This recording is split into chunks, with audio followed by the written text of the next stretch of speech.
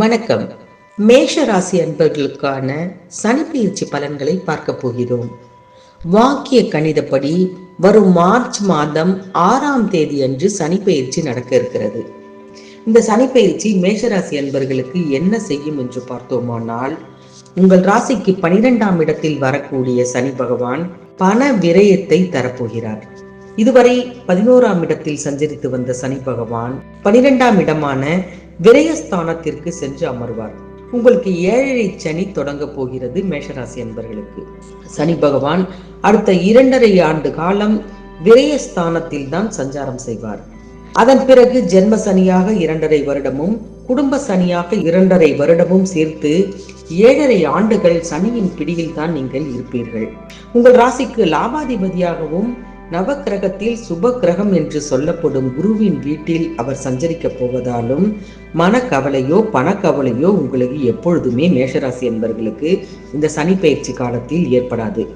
அதே நேரத்தில் தன்னம்பிக்கையும் தைரியமும் அதிகரிக்கும். இந்த சனி பயிற்சி உங்களுக்கு நல்ல பலன்களைத்தான் வாரி வழங்கப் போகிறது.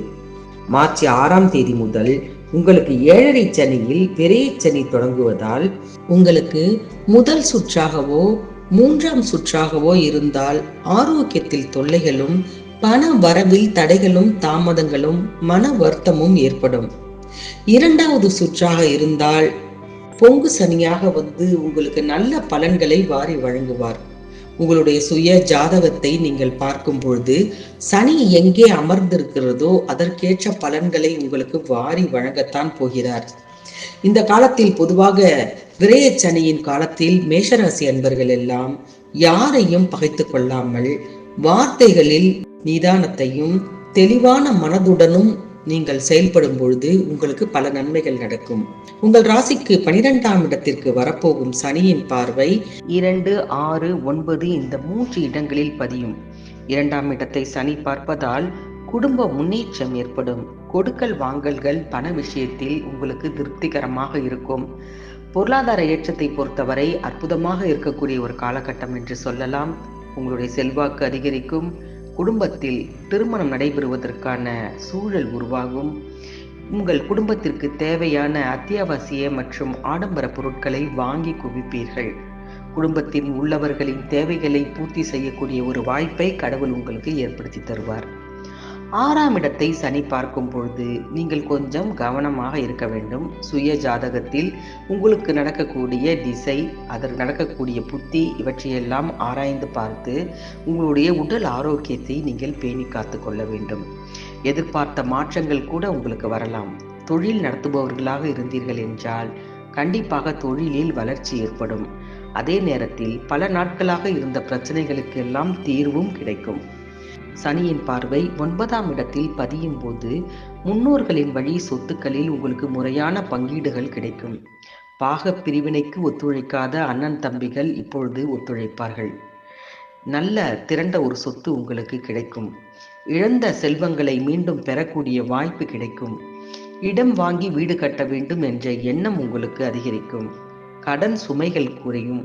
வாகனம் வாங்கி மகிழும் யோகம் உங்களுக்கு கிடைக்கும். அதே நேரத்தில் புதிய பங்குதாரர்கள் புது தொழில்கள் தொடங்குவதற்கான வாய்ப்பும் உங்களுக்கு கிடைக்கும்.